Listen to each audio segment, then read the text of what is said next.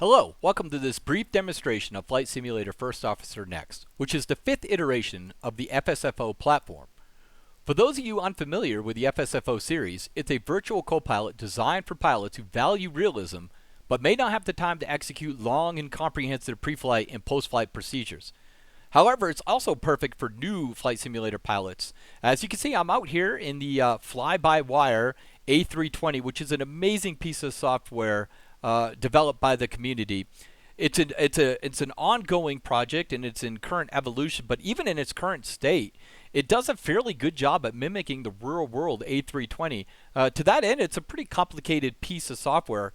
However, using FSFO, you can trust your virtual first officer is going to configure every switch per flight phase per the aircraft manufacturer specification.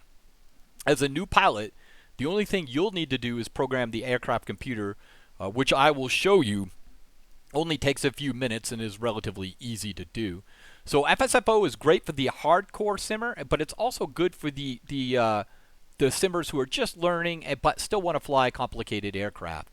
It differs from other virtual co-pilots programs also. It doesn't require users to adhere to strict scripts or follow linear progression. In short, it doesn't require you to memorize actions to trigger other actions or recall the exact same phraseology to progress a checklist item. It also doesn't use robotic voices exclusively, although there are some computer-generated voices for those of you who prefer to use different accents such as French, German, or Spanish. Those are computer generated, and that's by choice. Again, those things can cost some money, and another differentiating factor between FSFO and other programs, it's much cheaper, and the reasons it's cheaper is because not going to hire voice actors to do those things. All right, now the introduction's out of the way. Let me go ahead and talk briefly about requirements. So FSFO is an external program. It does not touch your flight simulator, nor does it reside in your community folder. Instead, it uses something called FSUIPC to facilitate the connection between it and your flight simulator. Flight simulation, or FSUIPC, if you've been around for even a little bit, is kind of ubiquitous in the flight simulator community. It's been around for 2.5 decades. It does not cost anything, although there is a payware version, which I highly encourage you to look at and consider. Most veteran virtual pilots won't fly without it. Again, you can't last for 2.5 decades without providing something that flight simulator pilots want. But again, FSFO Next just requires the free version, which can be downloaded from www.fsuipc.com. Make sure you use version 7. That's required for Microsoft Flight Simulator. All right, before you install FSFO or FSUIPC, please take a look at the FSFO Next Quick Start Guide. You can start at page 5. There's only 13 pages total in here, so it's really quick. But there are some things you need to be aware of before you install both programs. First, unlike different incarnations of FSUIPC and FSFO, it requires the WASM module to be downloaded and active. And that you can do that. I think it's active by default when you install FSUIPC. So again, please give a quick look to the instructions. It only should take 2 minutes to install both programs. If it doesn't, I did something wrong. So please let me know. All right, so now that the requirements are out of the way and introductions are done, let's go ahead and actually start a brief demonstration of the program. Let's go ahead and fire FSFO up. Again, this is a work in progress, so we may encounter some bugs along the way, but that's okay. We'll figure it out as we go, and I'll just make notes of that and fix it later. As you can see, FSFO is started, and it went ahead and it's connected to the simulator. As you can see, the copilot is ready. One thing you notice is it connected automatically, and that's due to a auto connect configuration option. If you are using auto connect, please do not start FSFO until you are in the cockpit. If the aircraft is still loading into the simulator, you'll get erroneous errors which will affect the quality of your virtual copilot. Also, if you choose not to use auto connect, you can simply connect the FSFO to the simulator by clicking this button right here. It will show link when there's no connection established. One other quick thing I'd like to take note of. If this button right here is orange, that means it is connected to your flight simulator. but the WASM module is not enabled or there is a problem. So when that happens, when it's orange, simply come to your FSUI PC7, which is also a external application now. Go to add-ons, go to WASM, and make sure this is disabled. If it's enabled, then obviously the only option is gonna be to disable it. If it is enabled, like it is here, it's enabled now. Just simply restart both your simulator and FSFO. If WASM is installed, it should connect. There has been some times where, like maybe 1 out of every 50 flights, there's a problem with the connection. But simply restarting it resolves those problems. Okay, with that out of the way, let me go ahead and explain the difference between a flow and a checklist. And this isn't meant to insult anyone's intelligence, but there's some new pilots, some new flight simmers out there that may not understand the difference. So real quickly, a flow is something both pilots do without interacting with another. They're strict steps that they follow, they train on over and over again, but there's no communication between the pilots and the co-pilot. For example, during the first flight of the day, we see here we have a cold and dark cockpit.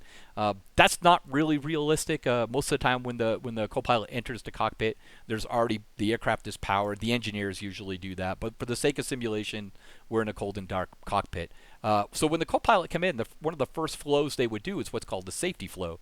They would check to make sure the gear lever's down, the flap positions in the right, in the up position. They would check to make sure the windshield wipers off, and so forth. That's the safety flow. It doesn't require even the pilot to be there. Conversely, a checklist is a challenge and response mechanism. So it requires both pilots to be in the cockpit and engage in whatever activity they're performing. For example, the before takeoff checklist, the co-pilot will ask the pilot, or say flaps. The pilot would then have to look at the flaps setting and state what the current flap position is before the co-pilot would move on to the next checklist call. So that's the difference between a flow and a checklist. And I say that because flows should be done automatically. So FSFO has a feature, it's called auto flows, where the co-pilot will just perform certain functions at certain times. So it's right here, auto flows. Intuitively, he will begin the pre-flight flow when the door is open. Obviously, if the door isn't open, the co-pilot can't even enter the cockpit or enter the aircraft to go ahead and perform his actions. However, if you don't want to use autoflow, you can simply click on the pre-flight flow button, or you can engage the voice recognition engine and simply say pre-flight flow. All three work. So what I'm going to do here is I'm just going to go ahead and I'm going to open the door. And as you can see, the co-pilot is on his way to the cockpit. And once he does that, the first thing he is going to do is, good afternoon, Captain. He's going to perform his safety checks, which we just talked about.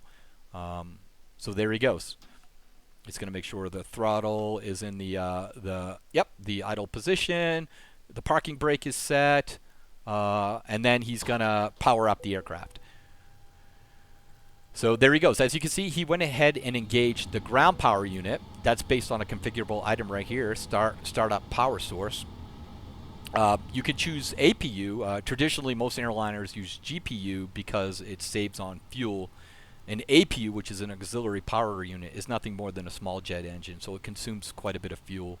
The GPU is also quieter, so there's some noise abatement concerns to consider too when deciding which power-up source. But GPU is our power-up source for today, and the co-pilot went ahead and engaged that. Another option I'd like you to bring your attention to is the perform test when aircraft not powered. It's set to yes.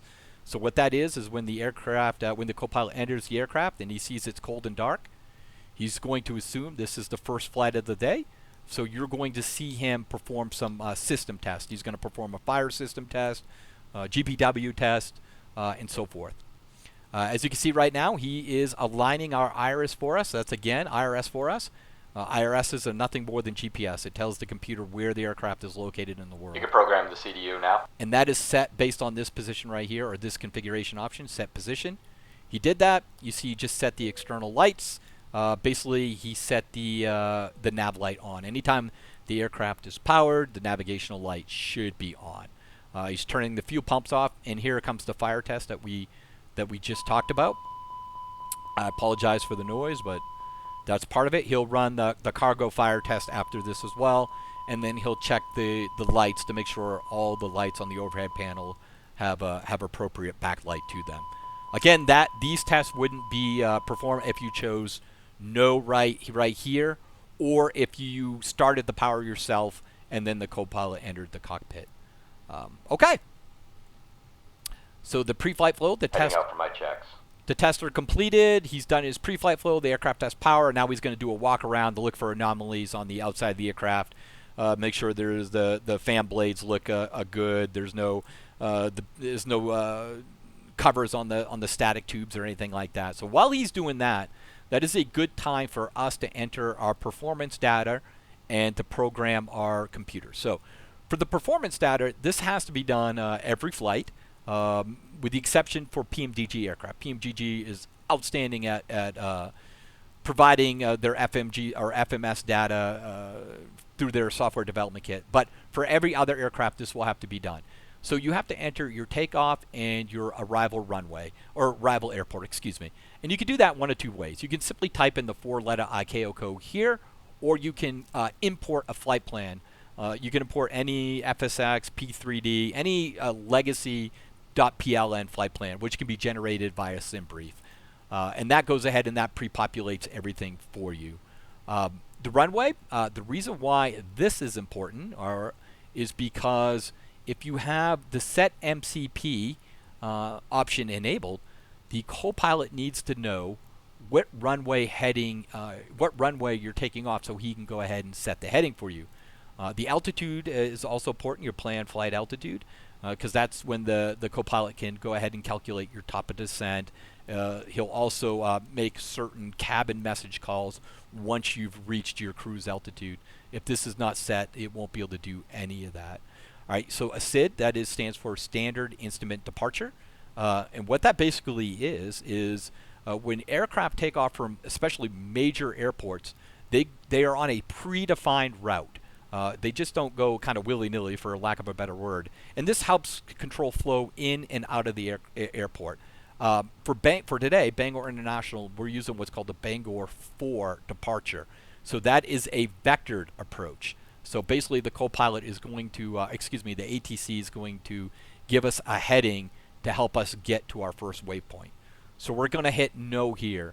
And the reason why that's important, again, is if we have set MCP enabled, what the copilot is now going to do with these two pieces of data, he's going to set the heading, and then he's going to put the aircraft into track mode, which is essentially telling the aircraft to follow this heading, not follow the heading that's programmed in the computer. That's kind of a generic term, but I think you get the point. If you were to select this to yes, the copilot would put this into managed mode, which it is now, and you can see it's in managed mode by the 3 dashes here, and essentially that tells the computer to go ahead and follow the headings that's programmed in your computer. All right, so the flaps, this is to tell the copilot which takeoff flap notch, not flap setting you want, but what notch you want, so he can program it during the after start checklist. Okay.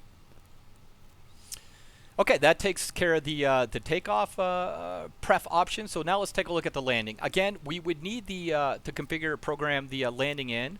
If you're using the set ILS option within the configuration page. So if you look at the set ILS frequency, obviously the copilot can't do that unless he knows what runway you're landing on.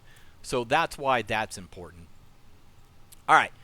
The star, that's your standard instrument arrival. Again, it's the same coming into the airport at where the SID is going out of the airport. So I hope that makes sense. Right now in FSFO Next, this doesn't really trigger anything. As we go forward, I want the copilot to actually program all of the aircraft computers. So that's why that's in there for now. Eventually, I hope to use that so he can program the computer by himself. Your fuel and zero fuel weight, this is going to be for PMDG aircraft. So once you put this in there, this would be the data that they would enter into the FMC once those programs are released. Your V1, VR, and V2, these are your takeoff speeds. They're explained just by simply hovering over them. what this is if the FSFO has problem abstracting the V speeds from the computer, you'll be prompted via the message screen to please enter these in the pref. First, let FSFO try to abstract the data from the computer, but sometimes it doesn't always work. So, which is why the manual option is here for default aircraft. If you're in the default profile, you will always have to enter these speeds if you want your copilot to say V1 rotate and V2 on the takeoff roll. Minimums, this is if you want the copilot to call minimums once the aircraft passes this above ground altitude on landing, and eventually flaps full. This will be the flap setting that the copilot will set your flaps to on landing. VREF speed is is obviously your landing speed.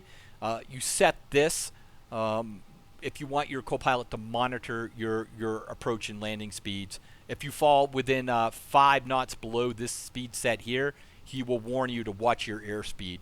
Again, for the fly-by-wire A320, he can get this right from the FMC, so you don't need to put it in. If for some reason there's a problem, you'll be prompted to in here to go ahead and set those.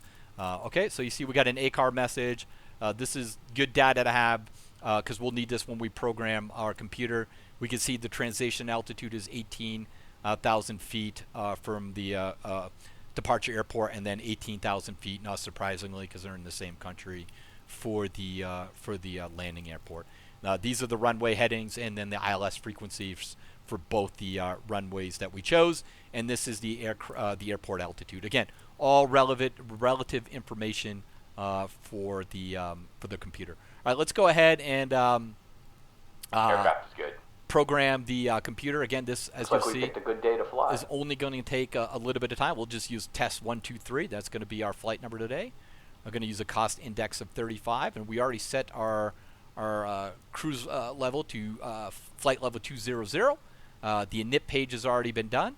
Let me go back here and make sure that we have enough fuel. I'm going to go ahead and set that now to let's use 19,000. I think that should do it, and that's good. We'll come back down here. So now you'll see the computer now is actually checking his side. So let's wait for him to do it. Right now in the current development phase, the two computers are linked. FMGSs are linked. As development continues, so I'm sure they'll be independent units. So, all right. So we are a little behind. The computer is already done with his pre-flight flow. No problem. We're going to go a little bit out of sequence. You traditionally wouldn't set the init B page at this time. You would wait until all the passengers are loaded on the aircraft, and you got what's called a load sheet from the dispatcher. That would give you your relative information that you can put in here. You can see the dings. Those are ACAR's messages. Right now, we just got an updated weather report. So let's go ahead and put this information again. There we go. So now our fuel looks like the fuel prediction is 3.5. So we have more than enough fuel for this flight. Let's go ahead and again put our pref in. Again, you wouldn't do this until you put usually the before start flow or the before start checklist. You would need the load sheet to go ahead and complete this. So I'm going a little bit out of order, but a tutorial on their fly-by-wire A320 is a little beyond the scope of this aircraft or this tutorial. So the flex temperature, real quick. Again, this is a setting that you would use to, for lack of a better term, trick the computer into thinking that it is not as warm or as hot as the current outside temperature is. And what that does is it reduces the takeoff level or the takeoff power that the engines use to lift the aircraft off the ground. That's important because you don't want to have max thrust on every takeoff. That would deteriorate the engines at a far quicker pace. So in Airbus, it's referred to as flex, and Boeing's it's derated temperature. So, okay. So we know the flight, the transition altitude is 18,000 because we saw that on the previous ACARS message. We're going to use flaps 1 to take off, and then we are all set to put our V speeds in. And there we go, relatively close V speeds. I'm also going to go a little bit out of order. Traditionally, you wouldn't put your approach data in until you got close to the top of the descent to make sure you had the current weather data. But again, for the sake of this expediency, I'm going to go ahead and enter this now. You see we have an altimeter of 30.09. I think the temperature I just saw, it looks like it's snowing in Boston. And our temperature is a whole 1 degree Celsius. So cold, snowy day in Boston. And the winds were 340 at 03. So there's our winds. And transition altitude, again, we saw in a previous ACARS message, is 18,000. And our minimums are 200 feet barometer. So there's our approaching. We see our VAP speed is 121. That's what we would put in here, but hopefully the FSFO will be able to read that. All right, so with this, let's go ahead and check our flight plan real quick. It looks good. You'll notice right here, the flight plan discontinuity, that's not an error. Again, remember we said on the prep page, the standard instrument departure is no. What this essentially does is we're telling the computer that we are going to get a vectored approach to this first waypoint here. So ATC is going to assign a heading. We don't. There's a discontinuity on purpose for this because we'll get a heading for that for AJ. All right. So with that said, let's go ahead and we'll start our first our checklist. And this is a good time to explain the difference between voice and button mode. So anytime the speech recognition engine is not active, you're in button mode. So as that applies to checklist, what will happen is when I click this button, the copilot will proceed with the pre-flight checklist. And the difference between voice and button is the system that he calls has to be set to the correct parameter before he moves on to the next item. Conversely, if you're in voice mode, he will call the system, and then you simply need to recall or state any single one of these options right here, and he will move to the next item. So you don't have to remember a specific phrase. Just say set, checked, whatever. For the first checklist, we're going to use the pre-flight checklist. And before we do so, I just want to call your attention to one option. This is the checklist repeat delay option. It's set to 10 seconds. I'm going to set that to 5 just so you can see how it works. So what this is there'll be a 5-second delay between the first time the copilot calls the option and before he repeats it. So you'll have 5 seconds to set the system to the correct setting before the copilot repeats it. And if you need to know what the setting is, it will be listed right here. So let's go ahead and do this one in button mode. Pre-flight checklist. Cockpit preparation. Completed. Passenger signs. On. Aiders. Set. Fuel. 1973 pounds. Checked. FMGS. Set. Altimeters. Set. Checklist complete. So as you saw, we had everything was set correctly, so we didn't have to move anything. As you can see, the altimeters here were already set during the pre-flight flow by the copilot. If they were not set correctly, then he would wait for you to set that in the correct position before moving on. So that is it. So again, we are in auto start flow. So if we open the door to begin the pre-flight flow, then intuitively we would close it to start the V4 start flow. And once the door fully closed, he'll go ahead and initiate that action. So here we go. So remember, we're starting the APU. The aircraft needs to bleed air from the APU to go ahead and start the engines. So the copilot is starting that for you now, and then he'll disconnect the external power. One thing to note is, again, you don't have to do anything you don't want to do. All you have to do is program the computer. The copilot will take care of everything else for you, to include the autopilot system. This right here, as you can watch the APU spool up, once it gets to 98%, the copilot will go ahead and proceed to the next checklist item. As you also noted, he went ahead and set the eCam page for you automatically, so you can watch that. And here's the load sheet I was talking about earlier. This would be the data that you would use to set the prep page and the init B page. I forgot to set the payload. That's okay though. So Nico, he's going ahead and he's setting all the fuel pumps to on. He just set the beacon light to on. And he just set the parking brake. The aircraft door is closed. Okay. We will be ready for departure. In order for us I'll to wait push until back, we would require that all passengers the flight attendant is finished. with their seatbelts fastened and seats in the upright position. All carry-on luggage should now be either in the overhead compartments or under the seat in front of you. The cabin crew will be passing to make their final safety checks before departure. Thank you. So that is another option of FSFO. It has cabin messages and flight deck messages. They're both enabled. So cabin messages are your flight attendants, and then the flight deck messages are announcements from your first officer. Again, if you want to see what any of these do, just hover over them and you can read through them. The label over here. Also, we'll once we get in the air, I'll explain a little bit more. But that's you can glean a lot by just hovering over them. Okay, so again, as warned about, sometimes FSFO cannot read the speeds from the computer. Again, this is a work in progress, so some of these things are to be expected.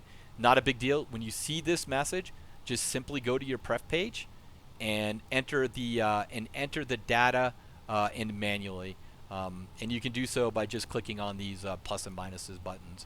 It only takes a few seconds. 122 and then 126, and I assume it's going to have problems reading the VRAP too, so I'm going to go ahead and set that up right now.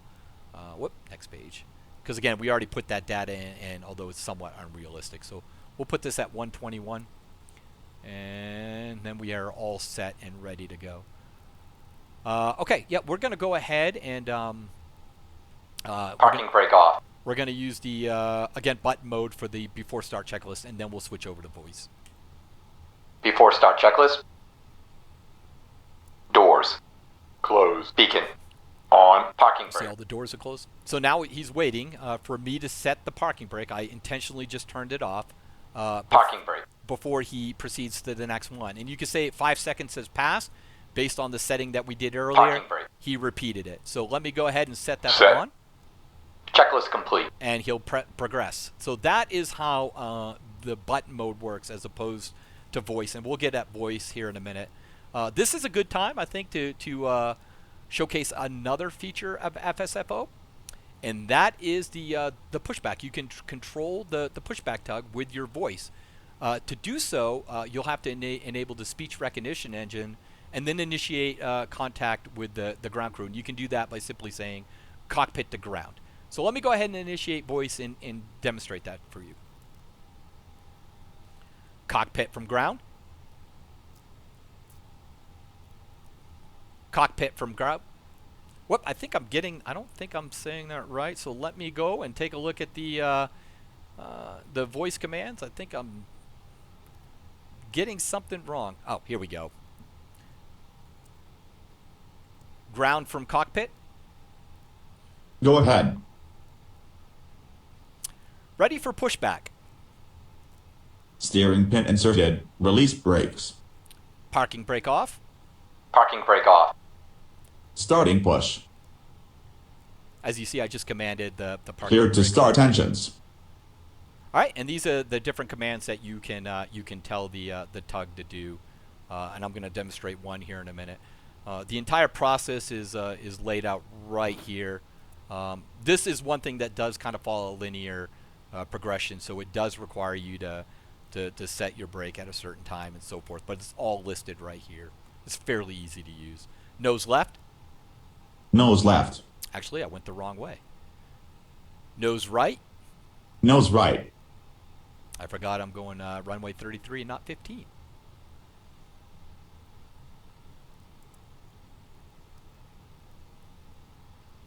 Okay, as you can see, it's fairly smooth, works well. Adds a little bit of realism and doesn't require a separate program. Stop pushback. Stopping pushback. Set parking brake. Parking brake on. Parking brake on. Steering pin removed. Clear to taxi. Have a great flight.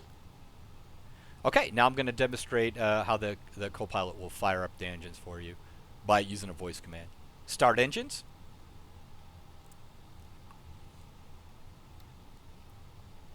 Starting engine 2.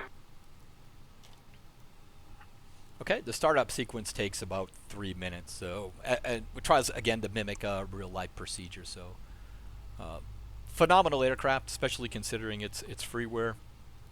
I just downloaded the newest one, so I would recommend that you use the development version of the fly-by-wire. That's what I used to test it. The reason why I'm expecting a bug or two, which I haven't seen yet, is because I just downloaded version 7 of the fly-by-wire. So not only am I using this for a tutorial, but just to make sure it works. Again, the fly-by-wire A320 licenses won't be available on SimMarket for a couple days. First, I'm gonna upload the freeware FSFO Next Flight Sim 2, just because I've always done that. I've always, if you look back at AppSim or whatever for FSX and P3D, I've always given a free version of the program just to get back to the community. Starting engine 1. There's so many people doing good things for flight simulation. The aircraft we're in is a tremendous example. Not everything should be about money. The only reason why we charge a small price is I got to recoup something for the time. Otherwise, my wife may not appreciate all the time invested. Set. Oop, I accidentally gave a command. So actually, this is a good time to explain another option, especially if you online flyers. There's something called Control plus M, which means if I hit Control M, you see it turned the voice recognition to orange. Essentially, the voice recognition is still active. He is just not listening to you. If you do use this feature, make sure you go into your controls within flight simulation and remove the Control M. I think it controls the auto throttle, which you don't need because that's also a voice command option within FSFO. But this is really important. If you fly online, you don't want to accidentally say something. There's safeguards built into FSFO to prevent you from lowering the flaps when you're at 32,000 feet and traveling 500 miles an hour. All engines stable. You don't have to worry about that. Okay, there we go. All engines are stable. It'll be a 10-second delay, and then the copilot, because again we are in auto flow, he is going to automatically start the after start flow. Again, that is a configurable option that's right here, auto flow, and it details what you have to do. Main door is open for your pre-flight flow. Before start flows, all doors are closed. When the engines are running and stable, that's when the after start flow. Your after landing flow is initiated when the ground speed falls below 13 miles an hour, and then the shutdown flow is when you reach your gate and you set your parking brake. So relatively easy stuff to remember. Okay, so now I'm going to go ahead and use the voice again to initiate my taxi checklist. So let me hit Control M again so the copilot will listen. Taxi checklist. Taxi checklist. Flight controls. All right, so for this, you have to move full left, full right, full up, full down. This is the copilot is going to check to make sure your flight controls are working properly. This is great if you have a yoke that's out of calibration. This is where it will pick it up. Set. Full left. Check. Trim. See, it went off because it accidentally picked up a command that I said. Nope, no worries. What we'll do, you know what? What we'll do is we'll do this one over again, just so you can see, and I'll turn auto flow back on. Taxi checklist. Taxi checklist. Flight controls. Full left. And I have a joystick out of calibration. It does not move full right. Full right. Full back. Full forward. Check. Trim. And then we'll move. By the way, I did not plan that when I made the calibration. It just happened. Checked. Set. Briefing. Completed. Flaps. Set. FMA takeoff data. Checked. Transponder. Is set. Set. Checklist complete. Okay, there we go. There's the voice checklist. As you can see, the transponder is set. This is somewhat unrealistic. Normally, in real world, the aircraft would not go to mode C until the aircraft enters the runway. But if you're flying on VATSIM, you need to put the aircraft in mode C before you taxi, so the controllers can see where you are on the taxiway and the aprons. Again, this is a configurable options right here, transponder options. If you're flying on VATSIM, you should keep this after start. If not, you can move it before takeoff. Okay, with that out of the way, let's go ahead and let's roll to the runway. By the way, this is nothing has been calibrated, so this is probably going to be pretty atrocious. But let's go ahead and try. Before we do though, let's go ahead and set my heading. Cancel. Set heading 332. You can see he's doing that now. Oop, it looks like he is off the mark a little bit with this. That, my friends, is a bug. We're going to have to figure that out. Cancel. Cancel. Cancel. Heading 0. Okay, so that's a bug. That's why we wanted to try this out. So I will get that fixed before. That's probably something to do with the new configuration, but not to worry. It should be an easy fix. It's probably just a LVAR that got changed or something like that. But anytime that happens, you can just hit cancel and it will stop. So let's actually now let's get me curious. Set flight level 220. Yeah, it looks like it might have changed some of that. Set altitude 3,000. Okay, yeah, we're gonna have to take a look at the voice commands for the altitude, but no problem. Like we said, we knew there would be probably some bugs. Parking brake off. Parking brake off. Okay, that works. That's, by the way, the problem with developing for a moving. From the flight deck, this is your first officer. Welcome aboard. As you can see, we have some pretty good weather, so we're not anticipating any delays. So sit back, relax, and we'll have you in the air shortly. Yeah, by the way, that's the problem for developing for a moving platform. Rest assured, though, anytime fly-by-wire team updates this, I'll be sure to update this to make sure it's relevant. Quite frankly, I fly this aircraft a lot, so I'm going to make sure it works. Okay, so with that out of the way, let's go ahead and taxi out to the runway. By the way, you heard a message. That was the cabin message we spoke about before. You can turn those off in the configuration if you're using another program to Watch ground speed. Whoop! So we've exceeded whatever the setting was in the configuration, which is 30 miles an hour. So the copilot told us to watch our ground speed. Okay, so we'll get to the runway threshold, and then we'll demonstrate the takeoff roll, and then I think that's it. And then we'll do another video to do it on the other end. I want to really fix the autopilot to make sure it works. By the way, all the commands are listed in the pages 12 and 13, or 11, 12, and 13 in your quick start guide. So please give that a lick. That's available to download from the website, just so you can see what FSFO Next is capable of. All right, as we get to the runway. And by the way, you also you're hearing the copilot read back the numbers in pounds. There is a kilogram option that you can also select. In the SOPs, it's kilograms equal no. But if you said that yes, your copilot would read back those numbers in kilograms. Or if you don't want to read back the numbers at all, you can simply deselect this option right here. Before we take off, there is another option. I want you to, or a couple more options I want you to be aware of. And let me just ensure we don't have any missteps. Let me go ahead and put the voice recognition and. So it's not listening.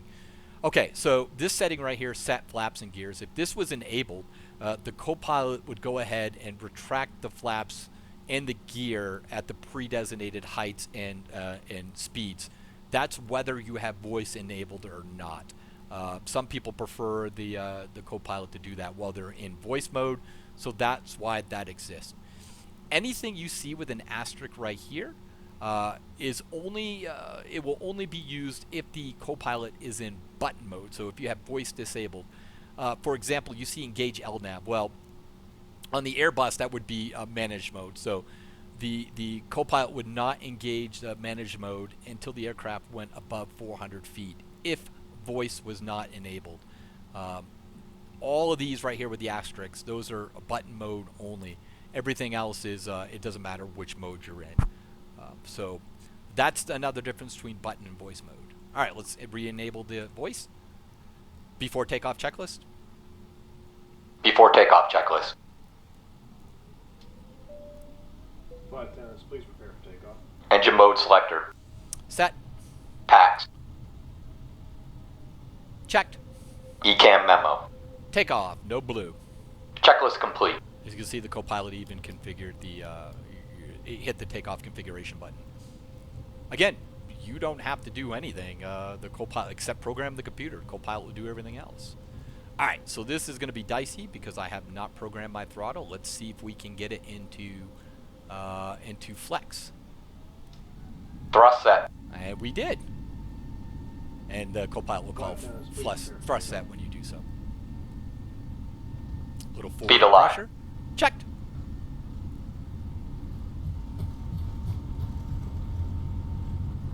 $80 knots. Checked. V1. Rotate. V2. Positive rate. Gear up. Landing gear up. We're going to fly this heading. 400 feet. Checked.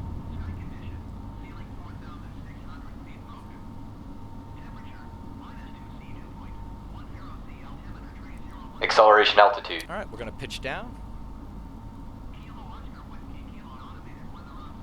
And we're going to gain some speed. Autopilot on. Command A on. And you can just see we commanded it to do that. And we're getting close to clean speed. Whoop. Flaps up. And there you go. Flaps are up. After takeoff checklist. Flaps up. After takeoff checklist. Landing gear. Up.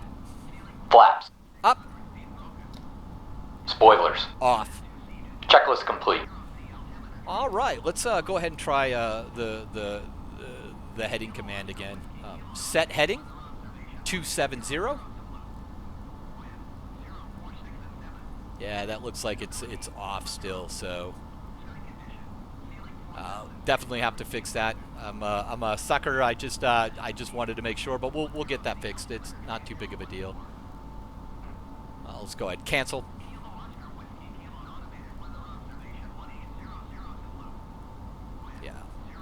Well, that's the only bug. I'll take it. Everything else worked Heading. 0. pretty flawlessly, so I will take that. Let's make sure the other commands work. Heading mode. And you can see open climb. Set. You put it in. Let's see if the other one works. Manage climb. Okay. Not a problem. We have some work to do with the autopilot. But that's okay. Let's go ahead and see what happens at manage mode. Managed mode. Set. Yep. Okay, so that works. That's good. And then we're going to go ahead and go direct to AJ. Okay. So now, once we get above 10,000 feet, you should hear the co-pilot call out 10,000 feet, and then he should switch the landing lights off for you. Passing 10,000 feet. There they go. They went to the op position. And then next, when we get to above 18,000 feet, you should see him put the altimeters into standard. So far, so good. I'm happy that we only have to fix the heading. Open climb seemed to have worked. Managed mode. Whoops, see, he caught me doing it. Again, this is a good time to put it into to mute. so we'll do that. You can see the ACARS messages again here. Just gives you the estimated time to when you'll land, how many miles are remaining, how many miles to the top of the descent, all the relative information. And I'm just waiting until we get above 18,000 feet, and then the copilot will go ahead and set the your altimeters to standard for you. By the way, that's also a voice command. If you want to do it right now, you can do it. But I'll demonstrate the auto option. So again, I hope December demonstrating the capabilities of FSFO Next, as it spent a long time to get this written and get it ready for Microsoft Flight Simulator. I've been using it. I kind of like it. I can't fly without it, but I know there are other programs out there. And just find out what's best for you. But don't buy a license until you try the default profile. That might be good enough for you. Don't waste your money or spend your money if you don't have to. By the way, just to quickly, we'll run through this update check. What that will do is we'll query the server to make sure if you have the current version of FSFO. I plan on updating this regularly, so make sure you do that. Support, you can open up a ticket. YouTube, this video will be there. Of course, we have a forum, and then the aforementioned quick start PDF. So make sure you check that out. We've been over the license manager. That's where you will input your licenses if you choose to buy them from SibMarket. If not, you will just use the default profile. Again, just a quick the auto setup. Make sure you do that. The copilot, I have them both set to 0 right now, but if you have headsets and then you have an external speakers, what I'd recommend do is put the copilot through your headset and then put the cabin through your external speaker. What that will do is it will give you the sensation, if you will, or the feeling that your cabin is in the back. So it kind of plays it in the background, if that makes any sense. Transition altitude. There we go. We just passed 16,000 feet, and he just sent it to standard. So there's that. I'm just trying to see if there's any other settings that don't make sense. By the way, if you don't want these ACARS messages, I plan to expand these going forward. Right now, they're just rudimentary. You can just simply click it off, and you won't get the ACARS messages. I find the information useful.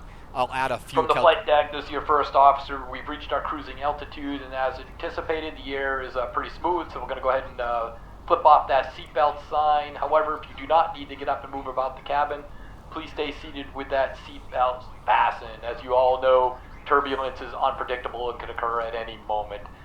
In the meantime, sit back, relax, and we'll talk to you when we get a little closer to our destination. Okay. As you heard, that's the cabin message that we, or excuse me, the flight deck message that we talked about. We reached the cruise altitude that was set in our pref page, our performance page. So that is FSFO Next in a nutshell. I will get the heading fixed. That will be fixed here in the next probably 20 minutes. Appreciate you watching. If you have any questions, head on over to the forum or just ask them right here. Thank you for watching. Hope to see you soon. Bye.